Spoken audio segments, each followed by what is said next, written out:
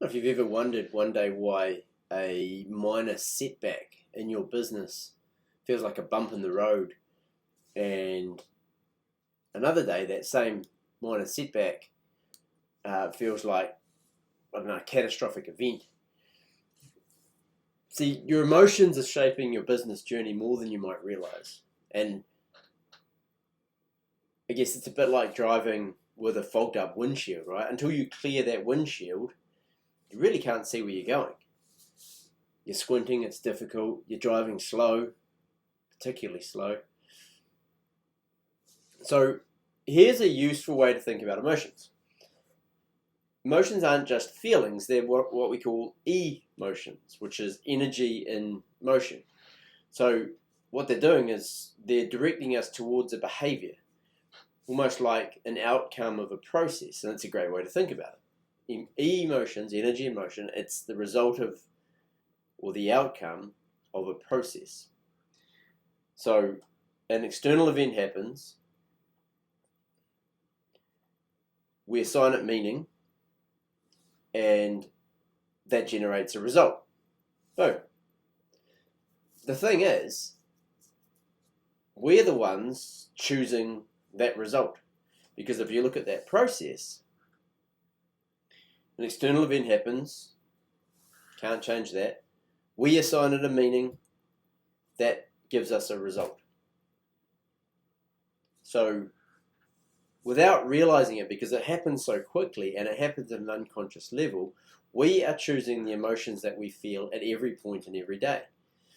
If we break emotions down into a slightly different way, external event happens, we have a thought about the external event. That thought results in some kind of chemical reaction. We then interpret that chemical reaction as a feeling, and then we express that feeling as a behavior or an emotion or energy in motion. So emotion is actually a behavior as opposed to feeling.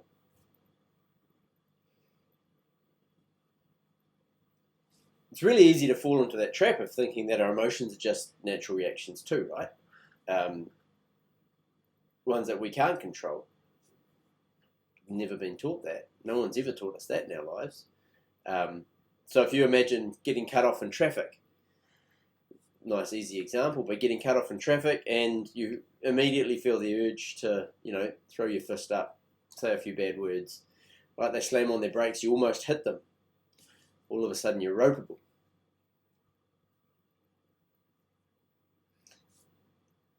That reaction is like an unconscious reaction. It just pops out of you. It just comes out.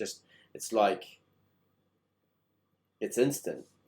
And it feels like it's ingrained in us. It's embedded in us. And that's just who we are.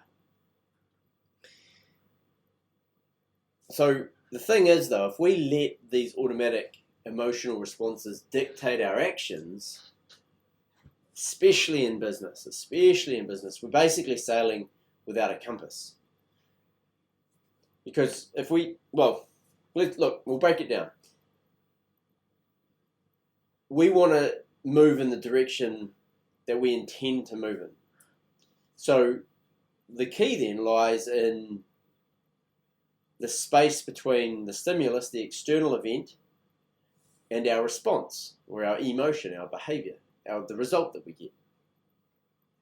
In this case, the instant rage that we feel. And a lot of that, in the end, comes down to the meaning that we give the stimulus, the external stimulus. There's a model, trigger, or external stimulus, meaning that we give it inside ourselves, reaction, or the result that we get, the reaction, the behavior that we choose. So when that external stimulus happens, instead, if we choose a different interpretation, and maybe that driver was rushing to get somewhere in an emergency, if that was the case, if they had their child in the back of their car, just like you did, and their child needed to see the hospital in, like now, I think you'd be feeling a different way about what happened in that scenario just then.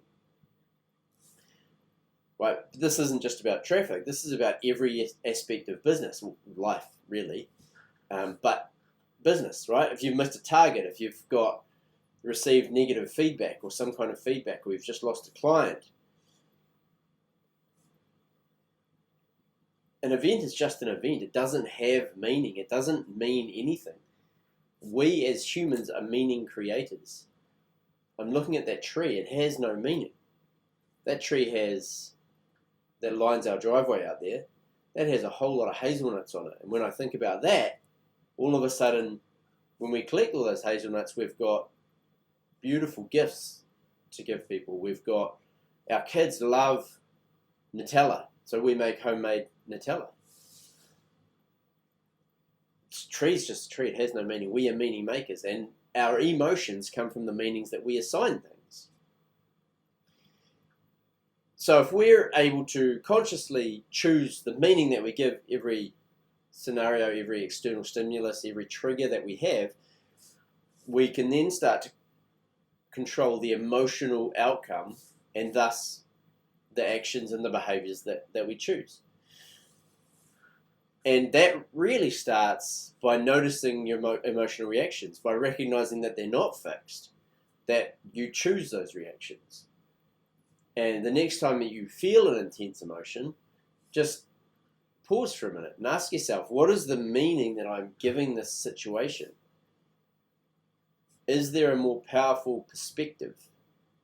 The person who wins is the person who's the most flexible. And I've got a really cool analogy I won't share with you now, but a really cool analogy I use with my clients, and it just changes the way you look at everything, and it's shifted so much of the way I look at life, learning that analogy. It'll time for another video, but it's cool because this approach, it doesn't just change how you feel, it changes what you do. And instead of reacting, you're acting with purpose, right? So you're making decisions that move you in the direction that you want to go. So they're not just emotionally charged reactive decisions, reactive behavior that inhibits the business that you've got or whatever it is you're trying to achieve. Because emotional reactive behavior is unconscious behavior that's just not profitable in the long run, if you know what I mean. It doesn't get you closer to where you want to go. It's certainly not profitable in the long run for your business. And let's demonstrate in quite a different way, in a different scenario. I had a client who'd smoked all of his life. It was close to 40 years. And he really wanted to quit. It was causing him grief.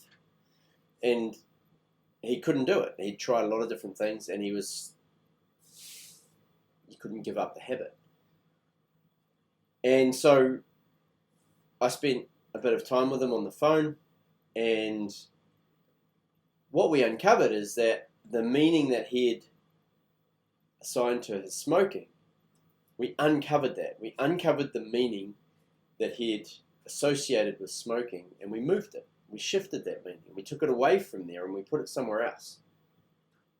And instead, we put a different kind of meaning onto smoking. In fact, the meaning that he got from smoking, we reversed it. We said, well, actually, you get far less of that.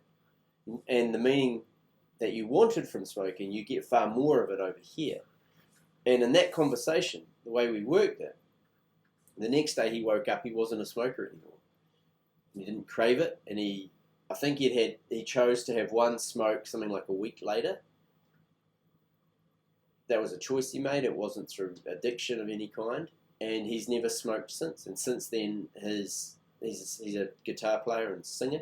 His singing has prospered, and what that's resulted in, he's been doing more gigs, he's been playing more music, he's been recording,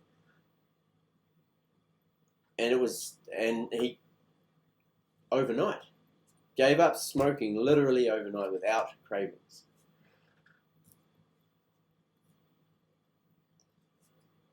None of this is magic. It's just understanding biology and how biology works and how you process things and your strategy for getting the results that you get. Everyone has a strategy for the results that they've got, and it's understanding what that strategy is.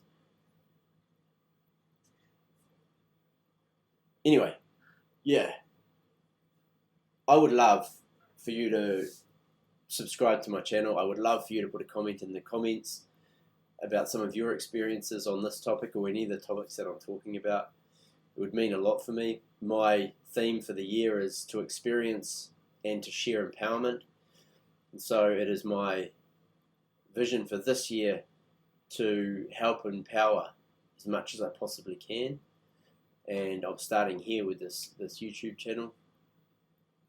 And I'd love for you to subscribe and enjoy some of my content. Thanks.